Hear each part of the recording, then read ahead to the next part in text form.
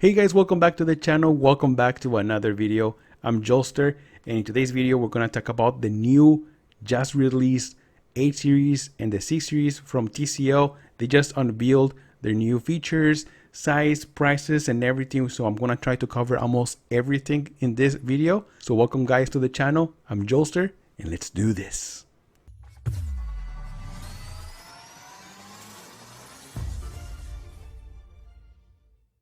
Alright guys, so I'm very excited about this because I've seen this TV already. I've seen the 8 series, I've seen the QLED, the 8K, 4K when I went to CES earlier this year. And I was able to, get an interview with one of the representatives. He told me some of the specs already. He didn't reveal the release date nor the price, but some of the specs were actually very good. So there are 2 versions on the 8 series. So there's going to be the 4K version, and there's also going to be the 8K version, which is coming out, I believe, next year. I think they're still working on some features, and they're still working on that TV.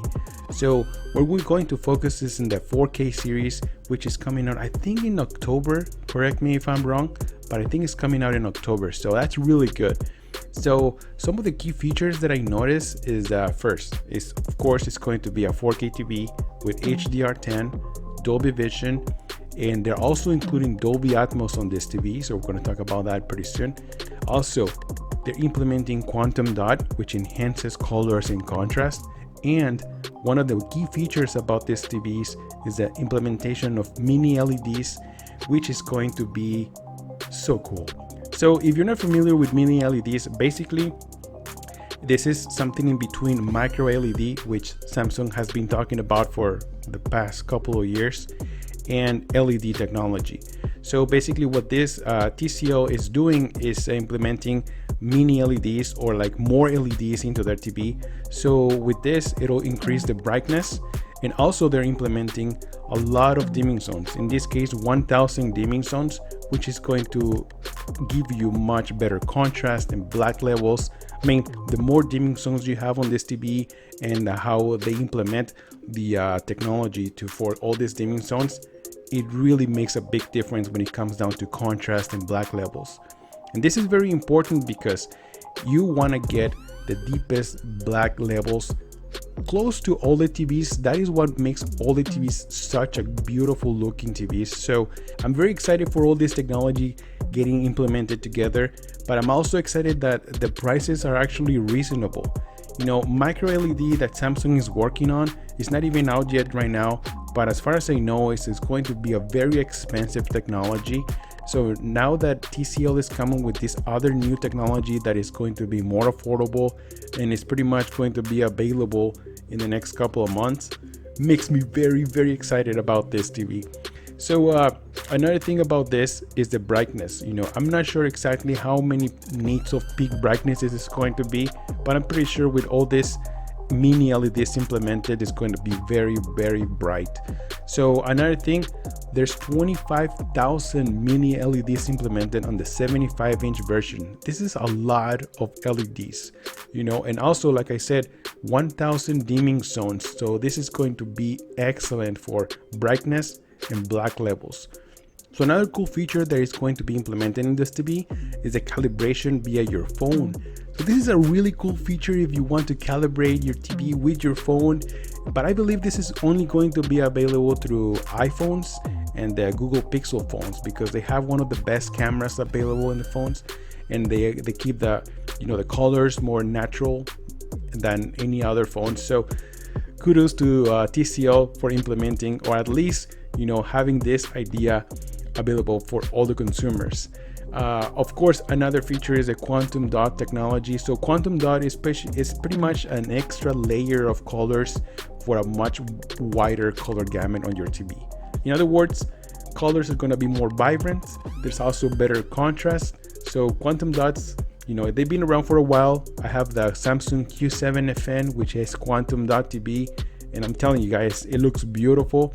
I love it. So I'm really happy to see TCL implementing this technology. I know that VCO has done it, Hisense has done it, so Samsung. So now TCL is implementing quantum dot or QLED to this new TVs. So another thing I noticed, Dolby Atmos. Now Dolby Atmos, as far as I know, they're using their TV, they're implementing Dolby Atmos into their TV speakers, which I gotta be honest with you guys, if you want to to get the best experience of Dolby Atmos, you're gonna have to buy your Dolby Atmos system, with the speakers, physical speakers, or at least a soundbar that has some rear speakers. Dolby Atmos on this TV, I think is gonna be awesome, but if you want to get the full experience, just get a system that supports Dolby Atmos. But I'm happy that TCL is, thinking about this. So another cool feature is the artificial intelligence implemented with this TV. So they call it the AiPQ engine, which is going to be great if you like to watch low resolution content. I know there's a lot of people that still watch, like DVD movies or Blu-ray movies, which is 720p or 1080p, or maybe you watch your cable and it's low resolution. So with this AI technology, upscaling, this is going to work really well if you watch that kind of content. So those are the new features that are coming in with the 8 series. And also, there's two sizes available as far as I know. There's the 65-inch version, which is cost for $2,000. There's also the 75-inch version, which is going to sell, I believe it's $3,000. That's what I heard. Some other people saying there's $2,500. But even though from $2,500 or $3,000, I think this price is great compared to the competition, like Samsung or Sony or LG. Their 75-inch version TV, there's no way you're gonna find for $3,000 with this kind of technology in their TV. So I know it's not budget friendly. I mean, at least for me, I can't even afford $3,000 on a TV, but I know there's some people out there that can. But getting all this technology for that price in that size, I think is a great idea. So now let's jump into the 6 series, because the 6 series has also been came out last year, the R6 17. About this year, they're called the 1625 R6 series. So for what I've seen, this TV is pretty much the same model as last year, but TCL implemented quantum dot, so it's going to be much better colors, much better contrast, a brighter panel. So I'm glad that implementing quantum dot into the R6 series or the R625 model. Now this is going to be two versions. The 55-inch size is going to cost around $600, which I think the price is great, and the 65-inch version is going to cost $1,000, which I think is also a great price for that TV. So this TV is the 55-inch has 100 dimming zones, and the 65-inch has 120 dimming zones. And I remember last year the 75-inch TV had about 160 dimming zones. So I don't know about what happened to the 75-inch version of this TV. I didn't see it anymore, but maybe they're just implementing that size to the 8 series now. So I don't know. Hopefully, they come out with another option for the 75-inch version on the 6 series. So this TV also has, like quantum dot, Dolby Vision, Dolby Atmos as well. And another cool feature about for gamers, this TVs already have auto logging latency, which I think also there's an update for last year's model, the R6 17. I don't have the TV anymore, so I can't test that for you guys, but if you do have one, let me know if you already have that update. Let me know if it works for you. So auto logging latency basically is when you connect your console, either your PlayStation or your Xbox, with auto logging latency. It'll detect when you're playing a game, it'll switch to game mode automatically. And when you're playing a movie, it'll switch to either movie mode or whatever you're using, the picture mode. So that is really cool, because you don't want to be, playing a game with movie mode and having all this high input lag, You want to be using game mode instead, and vice versa. So having that feature is really great for gamers. So talking about gaming, some of the features that people are looking for in gaming is, for example, HDMI 2.1. And that is something that almost nobody is talking about it. And I know a lot of you guys are gonna be asking me, but Joelster, what happened to HDMI 2.1, man? I wanna be future-proof for the new consoles, the new Xbox, the PlayStation 5 and everything. And I hear you guys, but let me give you my point of view of HDMI 2.1. So first, some of the features from HDMI 2.1, they're already available here. For one of them is FreeSync. You know, Samsung TVs have FreeSync or variable refresh rate, so I'm really happy with that. Another feature is auto logging latency, which is already being implemented as well in the Samsung TVs, and on this TV, this should already have that one, so that one's already there.